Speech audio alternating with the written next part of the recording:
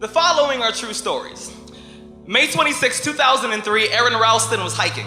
A boulder fell on his right hand. He waited 4 days.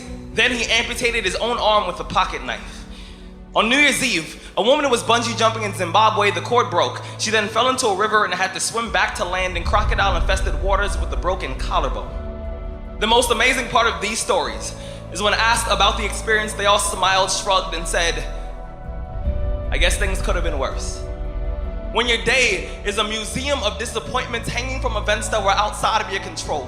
When you find yourself flailing in an ocean of why is this happening to me? When it feels like your guardian angel put in his 2-week notice 2 months ago and just decided not to tell you. When it feels like God is a babysitter that's always on the phone. When you get punched in the esophagus by a fistful of life, remember that you will survive. Remember, things could be worse. Remember, we are never, ever given anything that we can't handle. When the world crumbles around you, you have to look at the wreckage and then build a new one out of all the pieces that are still here. Remember, you are still here. The human heart beats approximately 4,000 times per hour, and each pulse, each throb, each palpitation is a trophy engraved with the words, "You are still alive."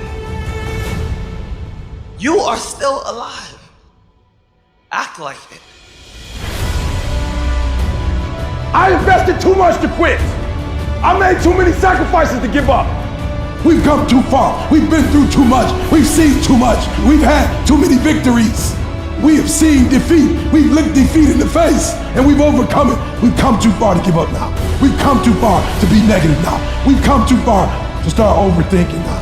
So when life happens, I don't just sit there and cry. I buck back. I buck back. And the process is not supposed to be comfortable. So if it hurts, welcome to the big leagues. If you feel like you're under heat, praise God. If you feel like you're being pressured, praise God. But when God looks like he's pulling you back, eventually he's gonna let you go. And the farther he pulls you back, the farther he pulls you back, once he releases you, boom. The spirit of resiliency, the spirit of grit, it's in your DNA, it's in your blood. Overcoming is in your blood. Getting through adversity is in your blood. Your ancestors got through so much more. We will be all right. We need to focus on where we're going, not where we come from and what's happening. I just need you to keep walking toward it. I don't need you thinking about it no more. You're doing too much thinking. You analyze it too much. You're talking yourself out of it. I don't know if this is gonna work. I tried and it didn't work. I just need you to keep moving. I need you to make up in your mind that the only way you can lose is if you quit. I just need you to keep going. You gotta tell life, I don't know who you've been dealing with, but you ain't dealt with me. You gotta tell bankruptcy. You gotta tell divorce. You gotta tell sickness. I don't know who you've been dealing with, but you come up against the wrong one this time. You can be and do whatever you want, and nobody can stop you. Nobody can stop you but you.